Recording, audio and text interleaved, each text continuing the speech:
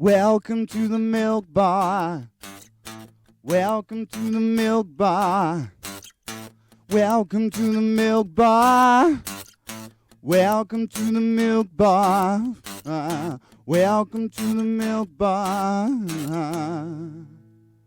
Welcome along to episode 697 of the Milk Bar. Jason Forrest here with you as ever. And coming up on the show this week, we'll be hearing from David Chung. He is part of the cast and one of the stunt performers, as well as acting in Andor, brand new to Disney Plus, and taking us a look behind the scenes as to what happened before the film Rogue One. We'll also be hearing from Jodie Kidd. Literally only hearing. We have some of these interviews in audio only today, which is perfectly normal if you're listening on the audio version of this. If you're watching the video, you're not getting it. Jodie Kidd, though, is going to be along to let us know about the campaign to get dogs into more places. Let them relax in the pub, pop shopping with you. We'll be finding out about her thoughts on that one. We'll also be having a NASA with Aston Merrygold. He, of course, of JLS fame. We'll be talking all about the perils of the trick-or-treat treats that could be damaging your kids' teeth. Aquafresh are giving us some tips on how to look after them. We will be talking about Scotland and some of the amazing ghostly tales there as we make our way through Halloween over the 31st, obviously, and the excitement therein. Plus, on top of that, we'll be hearing about the film. It's actually a documentary, which is called Sexploitation, and it has been looking at the way in which kids have been sexualized during the pandemic and the way in which people have had access into their homes through their computers, and how we can avoid that being something that happens in your family.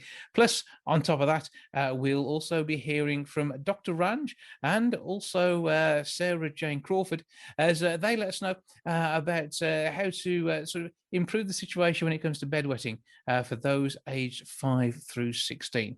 That's all on the show this week.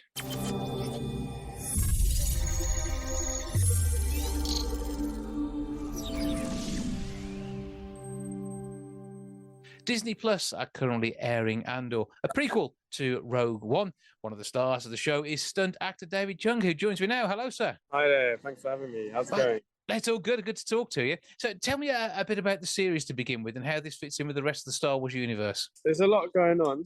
It's basically about the story of Cassian Andor. And basically, it's his backstory of what he's been through and what he's going through. The story follows his journey. And you're going to need to watch it to actually see how deep it goes. It's really good show. But there's been some amazing content from Disney, which is exploring the Star Wars backstory. And with the success we've seen with Mandalorian, this is another great opportunity to explore that Star Wars world. Yeah. And when did you first come to watching Star Wars? Because I saw the first film as the first thing I ever saw at the cinema when I was, must be 5, something like that. And so it grabs us as kids and takes us through our whole lives, doesn't it? Yeah, it does. It does. Quite a few years ago, really, quite a few years. I don't remember how long ago, but it's been, when I was slightly a bit younger.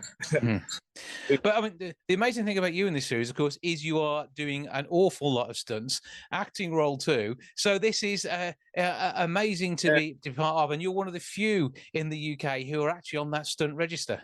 Yes, correct. Stunt register was probably one of the hardest things I've ever done. It's sort of like a degree. It takes on average 3 to 5 years to complete, depending on how much you train, how busy you are, and how much finance you actually have to finance it, because it costs a lot to complete all the disciplines. So people actually give up before they even finish.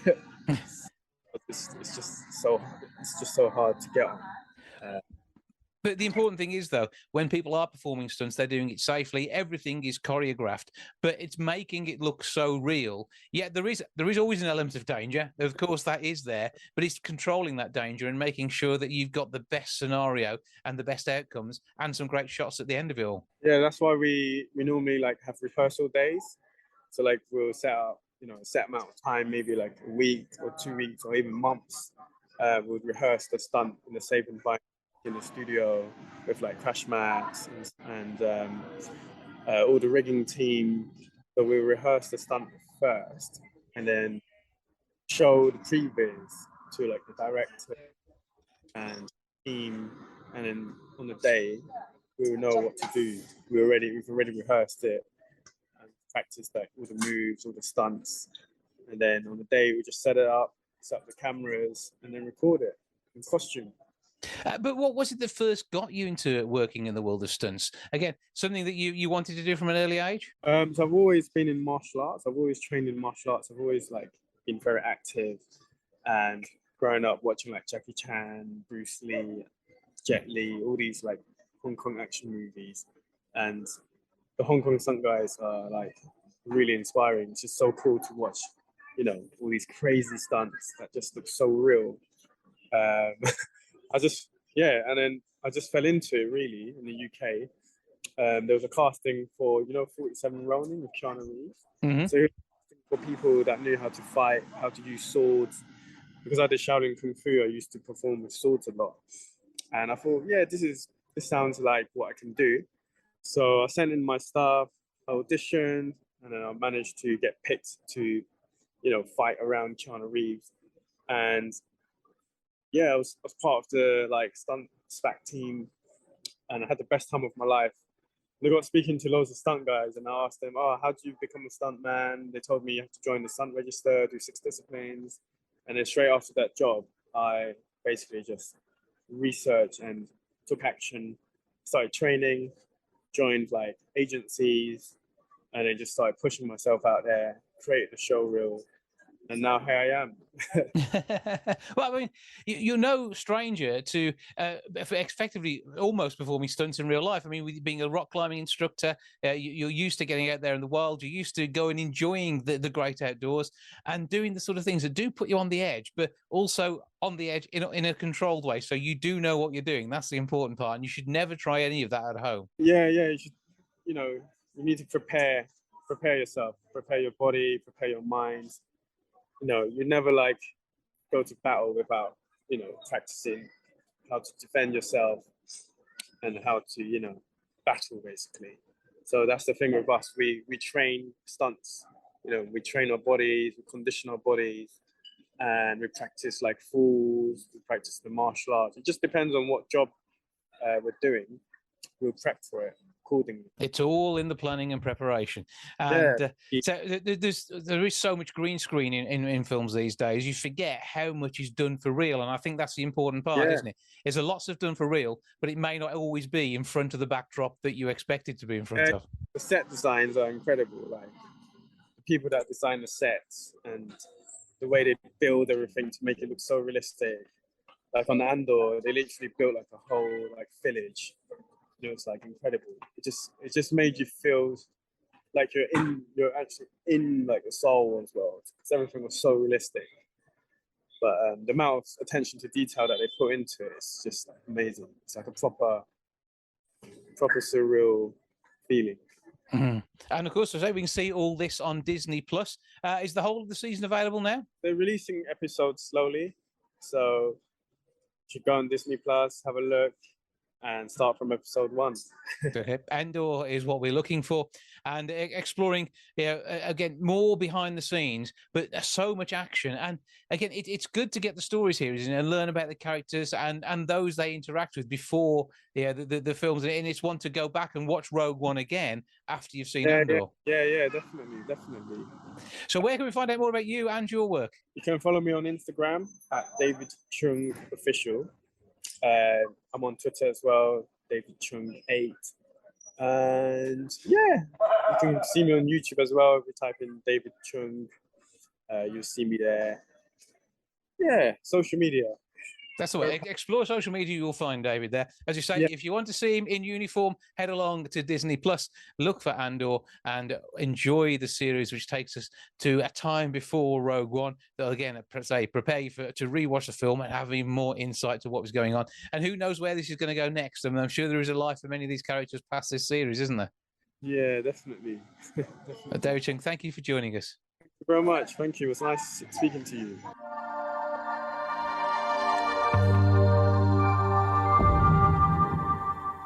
It's all about the myths and legends surrounding Halloween, and the Highlands of Scotland have got absolutely loads of myths and legends, which are great to go and visit and find out more about. To tell us more, I'm joined now by Richard Felix, historian from TV's Most Haunted, Laurie, Goodlad, travel writer based in Lerwick in Shetland, and also Lorna Steele-McGinn, community engagement officer at the Highland Archives based in Inverness. Good afternoon to you all. Hello. Hello.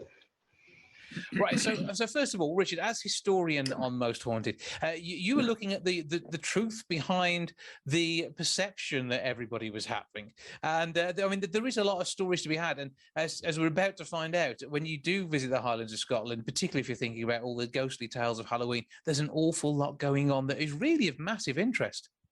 Oh God, there was so much so. Because as you said, myths and legends was absolutely true. But I'm such a great believer in trying to find the truth, because there is always truth behind myths and legends. There's grains of truth. There's no smoke without fire. And this is my take on the whole thing. That if you can tie in the history with the ghost stories, the myths and the legends that go with, then it makes the whole thing so much more fascinating. And when you when you've got myths and legends like the Highlands and the islands of Scotland, then you've just got the perfect ingredients for what everybody wants, everyone loves. You can't beat it, to be quite honest with you. You've got such famous people to do with. Bonnie Prince Charlie, Mary Queen of Scots, Robert the Bruce, William Wallace, and although there are myths and legends associated with, there's an awful lot of truth behind their stories that a lot of people don't know, because often, like Bonnie Prince Charlie, for instance, and Mary Queen of Scots, they lost, and history is always written by the victor. So we never hear the real stories, and that's where I come in, because I want to know what the story is that caused the ghost to be there. Mm-hmm. And I mean, Laurie, as a travel writer, you're used to heading around some of these places, and when I've been lucky enough to head up to Scotland, I've stayed around Inverness and Dallas. In fact, in a haunted house in Dallas. We'll probably come back to that in a bit. But when you do come to travel, there are places which sort of the hairs on the back of your neck go up. And as a travel writer, this must be the things you enjoy writing about when you travel. It is. It certainly is. And the Highlands and Islands themselves are just so steeped in myth and legend and folklore, and I think it always surprises people when they're in the Highlands and Islands that, I mean, we're a nation of trows and silkies and spooky stories, but I think it's just how accessible it is to people. So it doesn't matter where you are, you'll happen upon haunted remains or the ruins that carry some sort of inspiring story, and so people can really feel like they're getting involved in it, and it can be quite unexpected too. I was just reminiscing earlier, and I was remembering a picnic that we went on the island of Yell up in Shetland, and we were looking at these houses that had been cleared during the clearances, and when we entered one of them, or we got to the threshold, and I just got an overwhelming sense of foreboding that we shouldn't be there. Mm-hmm. And so we left, and when I looked into the story, it was a story associated with witchcraft, which is again something that's really prevalent in the Highlands and Islands, and it was a woman who was accused of being a witch, and she'd upturned a boat, a six-oared boat, and the 6 crew had been lost, and they were last seen surrounding this house with the kind of shadow of a black dog around them. And so when we went on this picnic, then I had no preconceptions about what I was going to find, and it was only when I went to the archives after that I uncovered this story, and looking back at the names that had been brought up in the story, I could see that the house that they had lived in had been the house where I had that sense of foreboding. And so it is strange, isn't it, the way these things happen? So, and Lorna, you custodian of these archives in many ways. And I mentioned Dallas, obviously not far from Inverness itself. It's somewhere I stayed as a teenager, and up there with my family. And one half the house seemed quite normal, and then the other half was strangely filling of coal. And again, that sort of foreboding that Laurie was talking about. And it is great to be able to delve into the past here. And if only I could find them online, it'd be great to dig dig out that info and find out what really was happening there, because it was a very interesting place to visit. But Scotland is known for this, and it's not only got the stories behind the events that happen, but also some great things from film and TV too. Yeah, and I think that touches back on what both Richard and Laurie have already said, which is the fact behind a lot of those stories is in some ways much more exciting than what comes from them. So it's the films and the stories and the books that sometimes draw people to come here, and then when they get here, they realise that it's so much deeper and broader than that. And what Laurie was saying there about using the archives, when you take something that's given you the inspiration, like that visit to that house, and then you're able to go in to look at historic records, to look at maps and place names, and find out some of those real stories behind the places, it just adds a huge amount of knowledge to the feelings that you get from the place as well. Yeah, and Richard, I mean, when you did your book looking at the ghost tour of Great Britain and took into account Scotland, it must be, again, intriguing finding out the tales behind the stories. In Laurie's case there, we heard about something which was perceived and then was investigated. I suppose when you're on a ghost tour, sometimes you get the feeling of a ghost and then have to go and find out what it's all about. Yes, that's right. Yeah, because that makes it so much more interesting.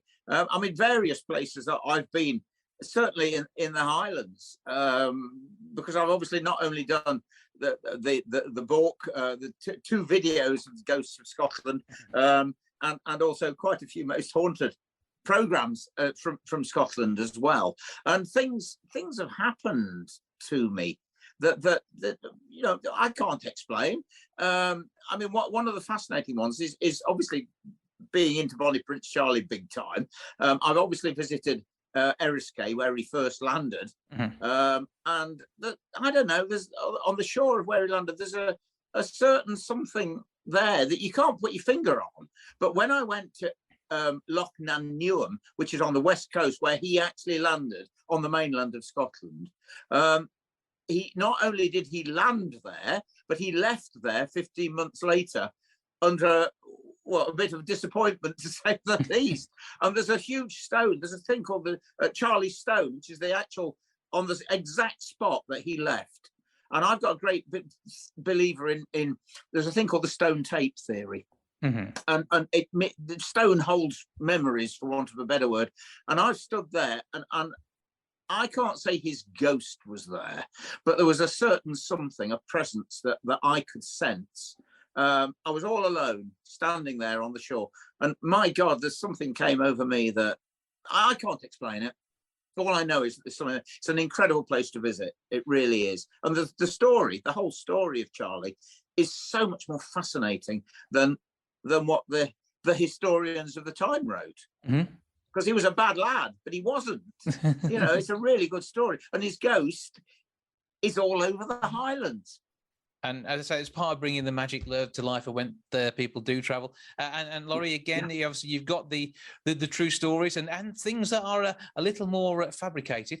We know that there's a certain cafe in Edinburgh where some books were written by a young lady who had particular success with them. And the Harry Potter tours across Scotland must be quite big. And again, something else you've probably written about when you've been travel writing. Yeah, I mean, you get all of these televised shows like Harry Potter, and you have Outlander and all of these things which are inspired by the Highlands and Islands and the stories that they tell. And so I guess for J.K. Rowling writing Harry Potter, then she must have felt something in Scotland that inspired that. And then you've got the landscapes with the Glenfinnan Viaduct and various locations that are used that are, I mean, you've got the colours in the landscape, you've got the mists and all of these things that just really add to giving something the spooky appeal. But I mean, for me, I think some of the most interesting stories are the true stories, and particularly of interest to me is witchcraft.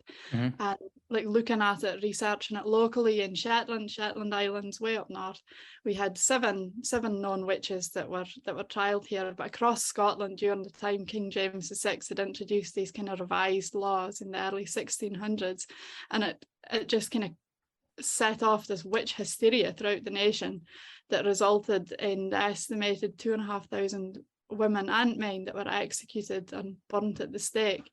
And I think that just that kind of superstitions around witchcraft and that fear of women, particularly women, and like not every witch was a woman, but every woman was a potential witch in the eyes of people living in 17th century Scotland, and the kind of ingredients that made a witch tended to favour women, so they were more likely to quarrel, where men would get their fists out and start fighting, and they would put curses on people.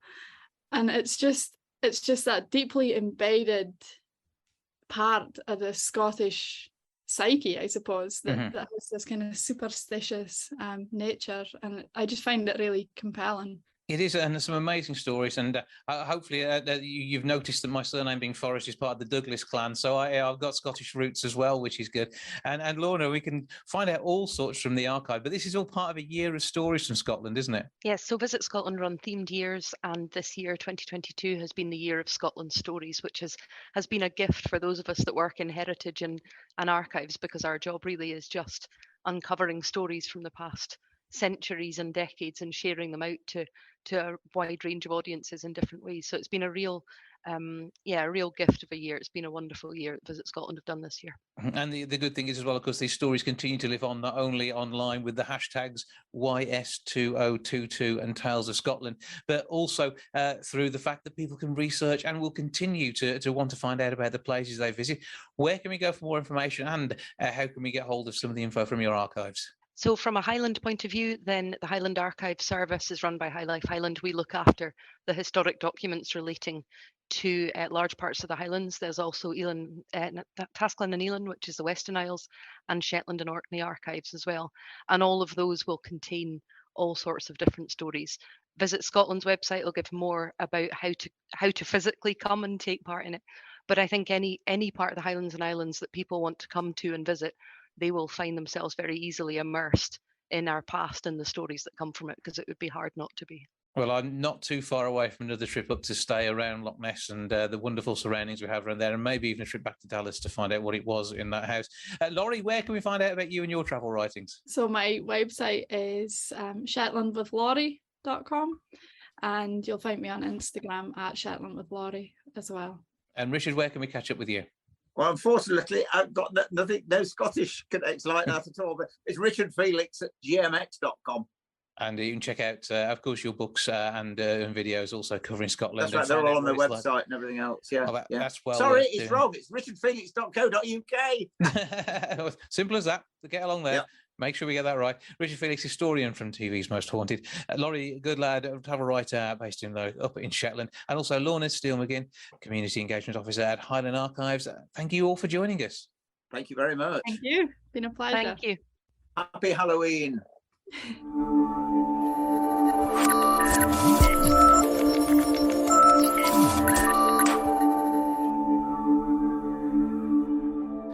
Oris Media have a powerful documentary, Sextortion, The Hidden Pandemic. Now, filmmaker Maria Peake is part of the team there. Stephen Peake also joins us to tell us about his involvement in this production. And they're with me now to let us know more about what is a very disturbing subject. Good afternoon to you both. Good afternoon. Thanks for having us. Good to talk to you both. So, first of all, Maria, tell us how this documentary came to be brought to the screen. So Stephen and I get pitched a lot of projects because our previous two films were really successful on Netflix, on iTunes. And in December of 2019, a group came to us and they told us about anti-human trafficking task force in Southern California. And they wanted us to follow the task force and kind of expose what's happening with kids in person and specifically online through cyber crimes against kids, and expand the definition of human trafficking. And then, COVID hit and pandemic hit, and we realized so many children are going online. We also realized that we couldn't travel to California and tell that story in person. We had to stay on the East Coast, close to Washington, D.C. and New York, where we live. And so we started looking into a case of a Top Gun pilot who sextorted hundreds of victims. And we were able to unseal the case for the production. And so we decided to highlight that case as a part of a true crime documentary that also educates parents and teens what can happen online. And that's how the film came about. We were supposed to film in California, but we ended up filming on the East Coast and kind of changing the narrative of the film, because we realized that human trafficking is a big problem, but sextortion is 1000% more prevalent, and it's the fastest growing crime against kids that no one knows about. We are parents to 11 and 14-year-old girls, and for us personally, it was a story we wanted to tell, and we wanted to tell it well. We wanted to tell it in a positive, non-traumatizing kind of way, so people could be educated about this crime without traumatizing themselves and their children. And this is something that obviously clearly needs to be talked about to try and avoid repetitions of these cases. And Stephen, I think that's probably been very prevalent during the Q&As that surround this documentary during screenings. Yeah, it's been crazy. I mean, like Maria said, it is, I think, the fastest growing crime that nobody knows about. When we were trying to decide if we were going to make this film or not, we took a look around and I found, 50 or 60 documentaries on human trafficking, but nothing on this, nothing on online enticement, nothing on sextortion. And as we took the film into communities across the US, I would hear in almost every city, a parent would stand up and say, "Thank you for making this film. I had no idea." And so we realized from talking to the people on the front lines that we can't arrest ourselves out of this problem because they're completely overwhelmed with cases.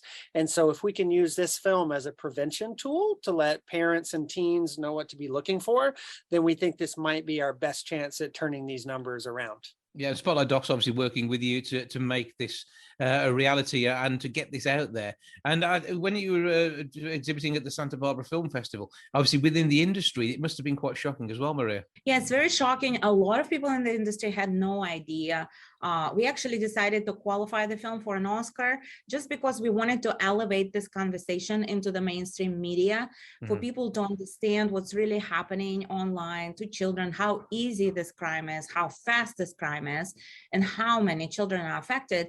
Now we're hearing numbers 1 and 4 are affected. We used to hear numbers 1 and 7, and now they're saying 1 in 4 children online whose profile is open and who can be contacted by strangers are targeted for sextortion. We had a lot of cases against teenage boys recently in the US where kids just took their own lives because they didn't know what else to do. And there would be 16, 17-year-old boys that were targeted by sextortion rings out of Nigeria and Ivory Coast. So this crime is exploding, and we definitely, a lot of people in the mainstream media in Hollywood are shocked by the numbers, are shocked by the fact that this crime even exists because most people don't know about it.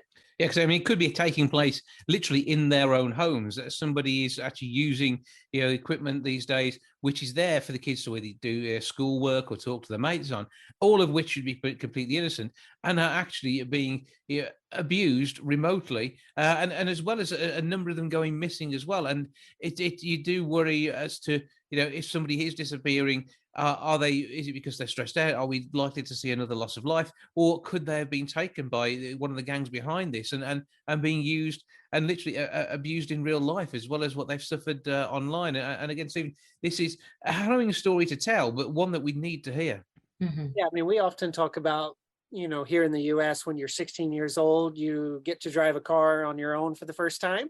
But before that, they have to take a test. They have to learn the rules of the road. They have to drive with a parent for an entire year while they're 15 to make sure that this tool that they're learning is something they can do safely.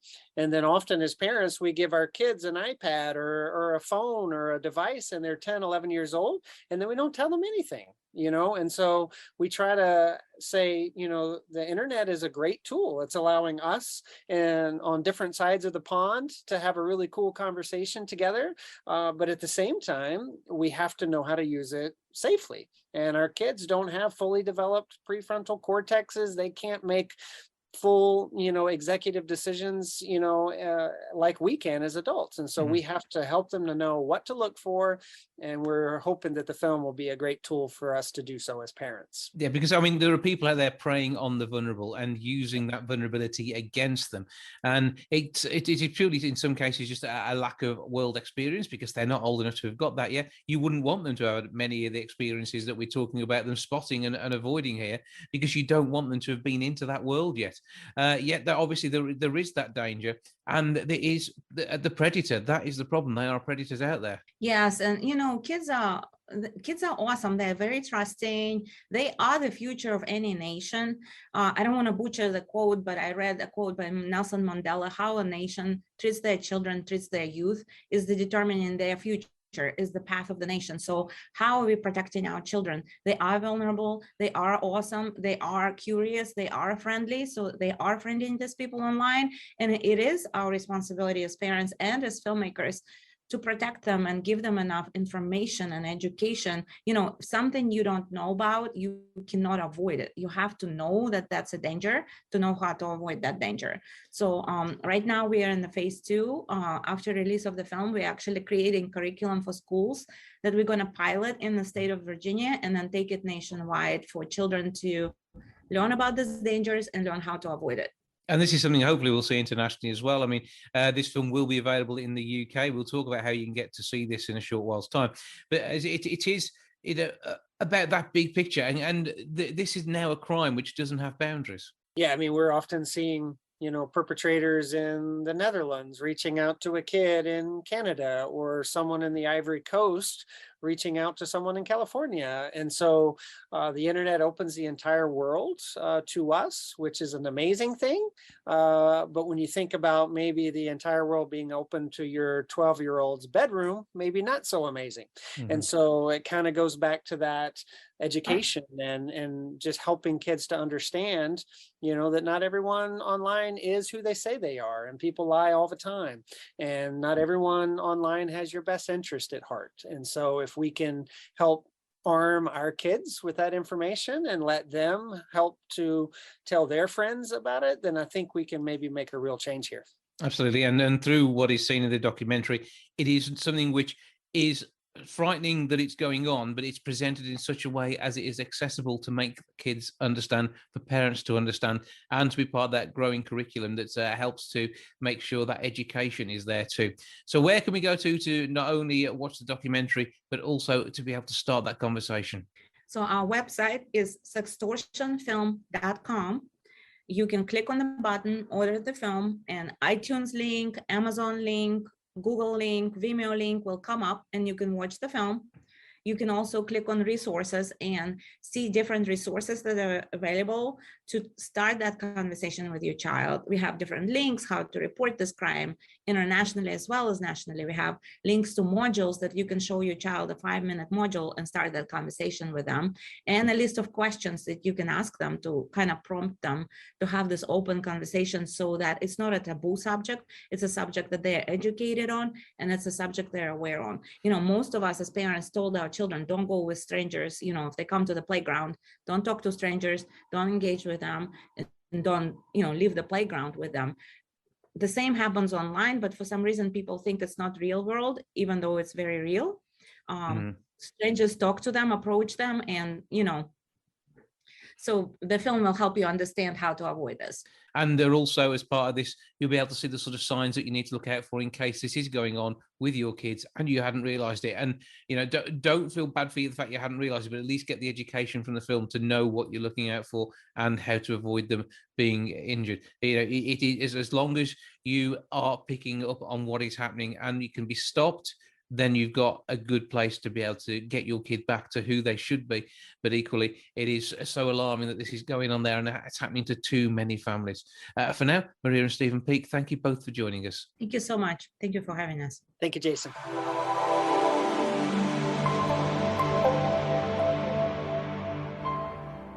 New research from Pampers has shown that one of the biggest challenges parents are facing is bedwetting. To tell us more, I'm joined now by Sarah Jane Crawford and also by Dr. Ranj. Good afternoon to you both. Hi. Hi. So, first of all, give us a bit of the background to the research, Sarah Jane, because, this is something which you've got personal experience of and you're helping your kids through at the moment too. Yeah, so Ninjama's basically, put out a study to say that over half of parents that are dealing with this issue say there's not enough information out there. So I was really keen to get involved in the discussion for two reasons. First of all, as you quite rightly say, I'm a parent. So I've got 2 children, one is 2. Until recently, I had the excuse of saying I have 2 under 2. So that was the reason why I was so stressed. But now that I can't say that anymore because she's 2 and a bit. So Summer's 2 and a bit, and then Bonnie is 11 months. And actually Bonnie, so what's going on at the moment with her is that I'm navigating potty training. But what happened with me is that I was always a child who was a bit of a tomboy and very confident, but probably had like quite low level anxiety. Would stay up really late at night, and then just crash because I was quite hyperactive, and then went through the experience of bedwetting. And then when I lost my father, who died when I was very young at the age of 7, it all stopped. So it was almost like my body was shocked into like some sort of normality, which was a bit interesting, but it really just reinforces the fact that there are certain things that go on in your life and in your body that you have no control over. We don't have all the answers. And as much as it's great to have research, and the more research that we get, the better, because evidence-backed research is really important for parents, there's always going to be an element of an unknown and an uncontrollable, which leads me back to the whole parenting thing.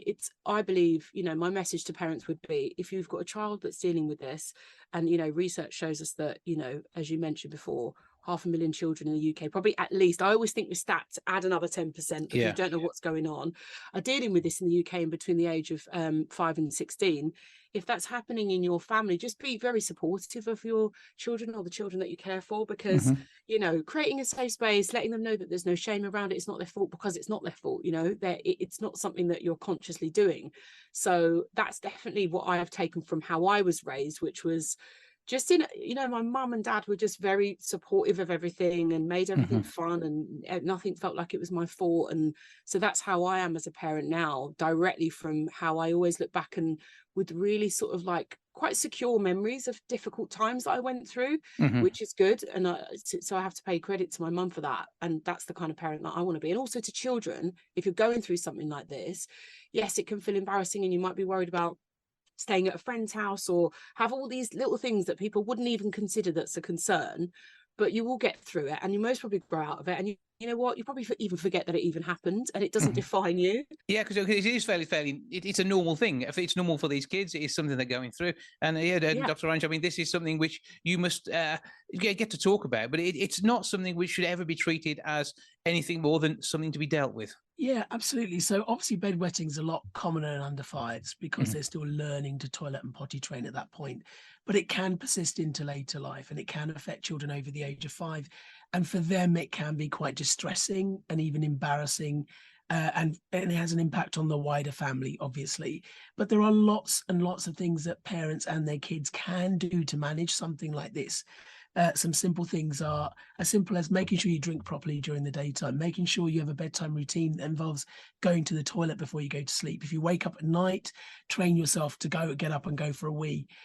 If you do happen to have an accident, then it's important for children to get involved with changing the bed sheets or changing their pajamas, because that positively reinforces that behavior. They can try things like waterproof pajama pants, because that gives them a little bit more reassurance and confidence, especially if they're away from home. Obviously, if you've got any concerns that there's something else going on, if your child has also got daytime wetting, make sure you speak to a healthcare professional. It could be that we need to try something like medication or an alarm. But the important underlying message here is to reassure them that it's something that is quite common, that it isn't their fault, and it is something that they can get through. Yeah, well, with 79% of parents thinking about this as an issue, I'd be past the, as you say, 5, where it would seem normal. It is worthwhile just investing in, the sort of waterproof pants that you talk about, pajamas, and being able to just treat it normally, and then more than likely it will just go away. It'll stop being an issue because it'll just stop. Yeah, so waterproof pajama pants, like ninjamas, don't necessarily solve the problem, but they give children and their parents a bit more confidence and reassurance that if they do have an accident, it isn't going to be as distressing as it might have been. And it also gives children the confidence to be away from home, go on school trips or stay at their friends' houses. And if they do have an accident, they can feel confident that it's not going to be, the huge catastrophe, like they're going to have to change the entire bed or anything like that. So tools like that can be useful, but it's really, really important that you do try all of those other simple measures. And if they're not working, make sure you speak to a healthcare professional, because something else might be going on. Yeah, because the waterproof pajamas may take the stress away, which may take the problem away. It depends what's causing it. It will be different in so many cases. And that's why, as you say, it's important to talk to a healthcare professional if you do start to feel that there's something more than maybe a hangover from their early years. And there is something which needs to be checked out and looked at. But that's all it is. It's say in 99.9% of cases, this is sorted out by the time they've hit 16, isn't it? It's very rare as it goes past. Yeah, the vast majority of children and young people are, they may experience it when they're younger, but it's usually sorted out by the time they're 16, but it can persist depending on the underlying problem. That's why destigmatizing it is really, really important. And also seeking help is also really important as well. So where can we go to for more information on this survey? And again, the normalization around all of this. Yeah, so if you want more information about ninjamas themselves, you can go to ninjamas.co, and there's information on there about waterproof pajama pants that you can try and some tips and tricks as well. But if you want general help and advice on bedwetting, the NHS website is really good, and the charity Eric, their website is fantastic. And Sarah Jane, obviously, this is something you've got an experience of within your family. And the important thing is, as you say, it's being the right sort of parent about this. And it's not one for shouting, is it? It's one for understanding. Do you know what? I always think that I can't guarantee that when someone's going through something, it's going to be solved when they relax. And it's so annoying sometimes when you hear people go, just relax and this will be fine. But I can guarantee this: if you're angry and stressed, things aren't going to improve in your life, whether that's the actual physical symptom of something or your own mental health. Adding stress is never going to be a good ingredient to any recipe. So that's one thing I can guarantee. And in my personal experience, I have really fond memories of just going through stuff and having the person deal with me in the right way, whether it was like a friend. I'm not necessarily talking about this subject, but anything, like I've been very lucky to have been around, great teachers or parents and just people who have, helped me to navigate the ups and downs of life in a way that was quite emotionally intelligent. And that's so important, to have people that you trust in your life like that. Dr. Ranj, one more time, give us that web address and spell it through for us, please. So it's ninjamas.co, and that's spelled ninjamas.co. And other than that, there's the NHS website, which you can find at nhs.uk, and Eric, which is eric.org.uk. As simple as that. Well, Dr. Ranj, paediatric doctor, and Sarah Jane Crawford, television and radio presenter, actress, star. Thank you both for joining us. Thank you. Cheers. Nice to talk to you, Jason.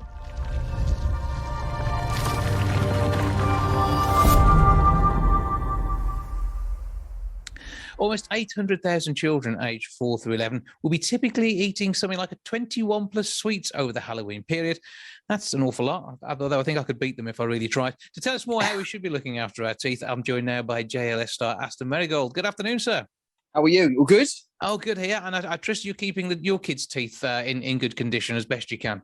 I mean, as best as I possibly can, to be honest. It's they're two young kids. And they keep me on my toes. So trying to get them to stand still long enough to brush their teeth a few times a day is difficult. But we get to it. We make it happen. But it is important that when they may have been trick or treating, it could just be around the family who bought them some Halloween related treats. You do need to make sure that they are brushing their teeth a good twice a day. Yeah, for at least 2 minutes at a time, at least twice a day. I think, as you said, Halloween is upon us. So it is a time when, listen, it's fun. You get to dress up, you get to go out, trick-or-treating, all this kind of stuff. We remember that as kids.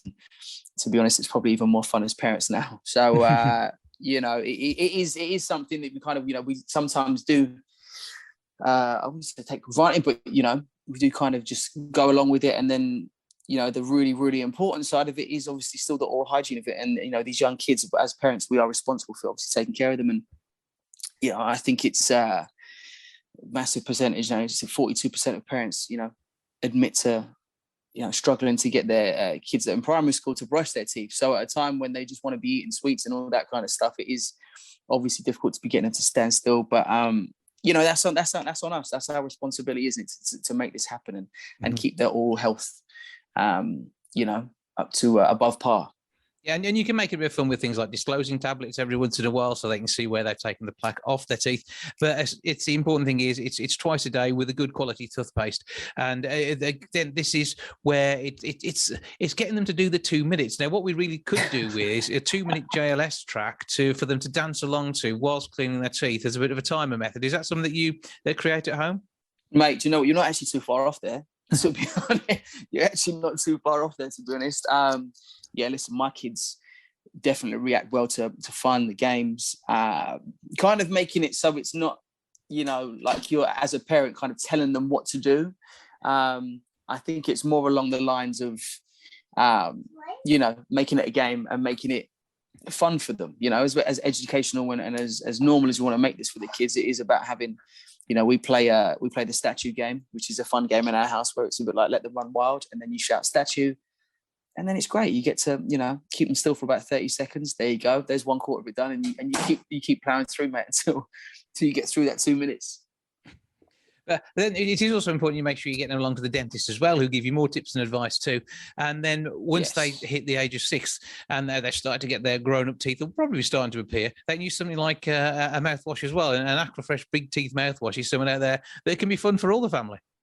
Right, massively so. I think it's the whole campaign behind this, the Aquafresh Shine Bright campaign is something that I am loving, and listen, my kids are fully involved as well now. They've set Aquafresh set a competition out at the minute for kids to get creative and design their own tooth guardian, which my kids are absolutely loving. They're very creative and they love getting their bits of paper out and trying to they're just trying to learn. They're just trying to get all the tools provided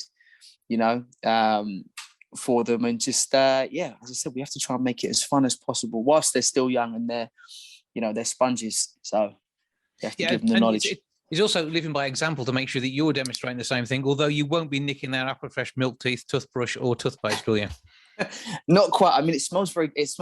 It does smell great. And it's I must say, it's one that I go, I wish I could use that. But more so for them and teaching them the ways and the skills. And once they have got those skills, I mean, it's about keeping your teeth for life and making sure that you don't end up in the same state as I've got. Well, I've got a couple of gaps in my teeth now because I obviously didn't use my toothbrush as often enough as I should have done when I've been eating sweets as a kid. Yeah, definitely. It's an ongoing thing. We talk about the Halloween and the sweets and whatever else, but it's just installing them with an ongoing normal. It's normal to be brushing your teeth for at least 2 minutes a few times a day. I think this is where, it is, we are in fairly hard times as well, and we do understand that. And, I think this is where it's great that Aquafresh and the Dental Wellness Trust as well are actually bringing mobile dental units to families that really need it most and providing toothbrushes and toothpaste and stuff. And, it is free. So that is a massive perk and a massive well done to them for that, because it's, it is tough out there, and, it's something that we have to make normal. To some of us it is normal, but for others it might not be as normal to be brushing for that amount of time a few times a day. So we have to be on it. Yeah.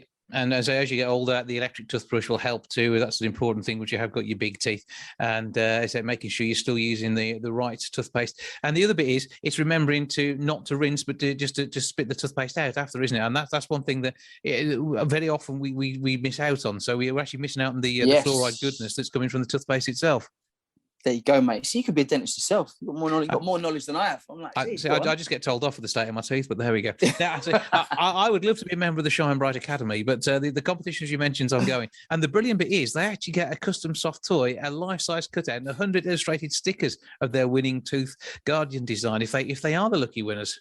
Yeah, mate. That's what I mean. I think this is why my kids are very determined, but. It's all part of the fun. Exactly. Imagine as a kid something that you draw coming to life, and just having that kind of inspiration, especially, if they are creative and they do love that sort of thing. It's something that I think not only is great for them, but it's inspiring for other kids as well, and it provides the educational and, fun habits that we want them to get used to. So where can we go for more information, not only on the competition, but also the link up between Aquafresh and the Dental Wellness Trust? Yeah, which will be on the National School Partnership website. So we'll all be on there for everyone to kind of link up and click up and get up to speed on absolutely everything. So look for that National Schools Partnership, and you'll be able to get your kids into good habits. And I think that's all part of being a parent for you, isn't it? I mean, you've got to make sure, as we said, you're the example, and you're leading the way, and not eating too many sugary sweets yourself. Aston, please behave. I'll try. I'm trying to keep these pearly whites white, mate. I'm trying. Does the job. Jay, let's start. Aston Merrygold, once again, thank you for joining us. Cheers. Thanks so much.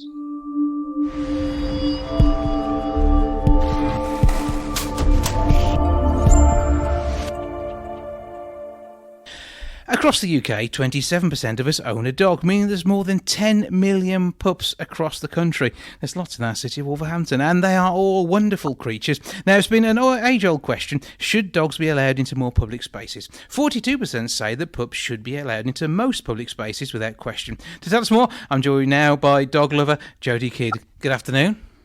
Good afternoon. How are you? I'm good. I hope we find you well. Very, very good. Excellent. Very, very good. I've got my dog on my lap. Couldn't be happier. Well, this is it. And when it comes to people's pets, I mean, dogs, you very often see the sign saying working dogs only allowed. But there are many places where it would still fit in to be able to take your pup just as part of normal day-to-day life.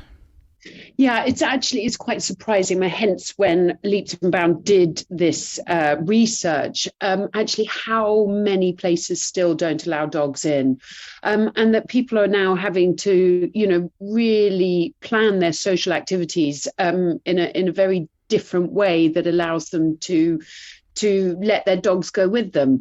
Especially I think since lockdown, the rise of having a pet dog has gone up and up and up, and people are finding it very, very difficult to go about their everyday chores and things. And when you've got a dog, you're either going to have to lock them in a car, you're going to have to lock them in the house, and all of these things, just because it's quite difficult to be able to go into some public places. So this is where this campaign is trying to kind of like lessen the rules a bit, to be slightly more lenient with well-behaved dogs and being allowed to come into more different places like restaurants, shopping centres, beaches, and pubs. And so I bought my local pub, and one of the first things that we did all agree on is that we will be a dog-friendly pub,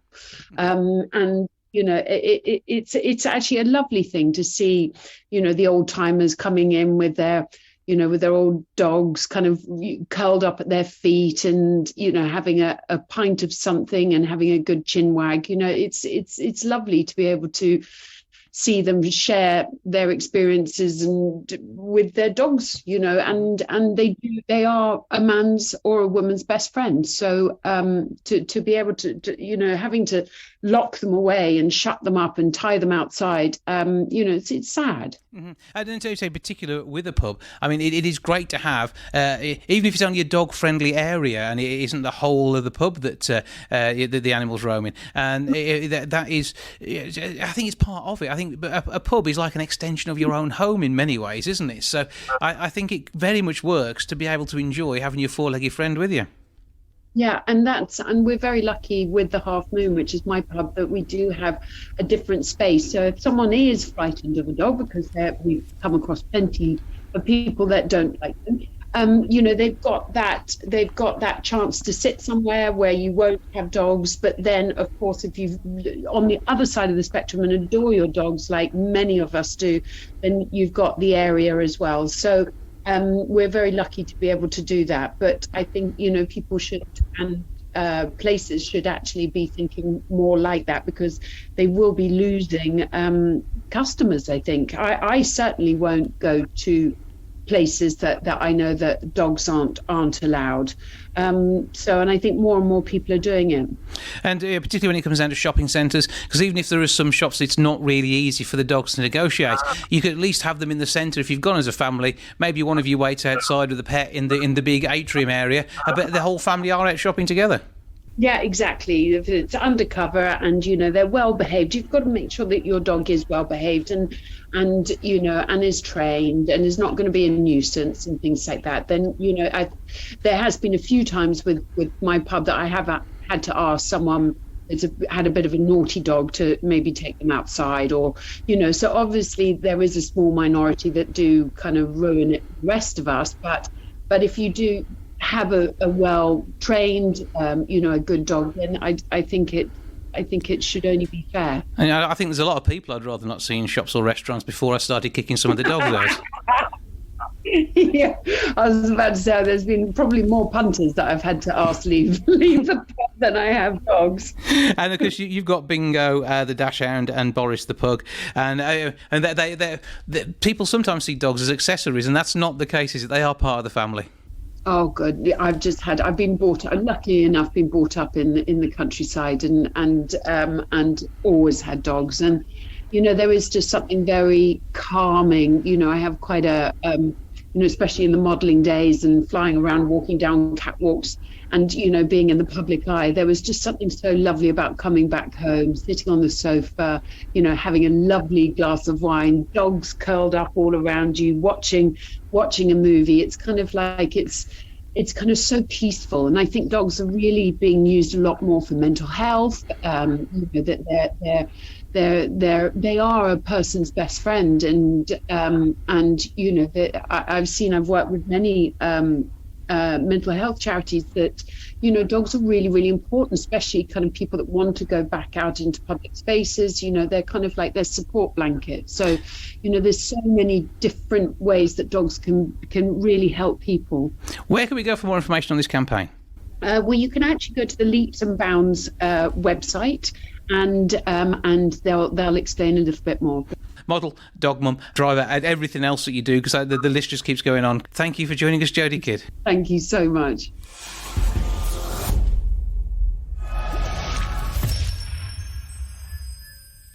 That's a lot for this week. Thank you so much for joining me. Back with episode 698 next week. I'll see you then. Ta-ra for now. Goodbye from the milk bar. Goodbye from the milk bar. Goodbye from the milk bar. Goodbye from the milk bar. Yeah. Goodbye from the milk bar. Yeah.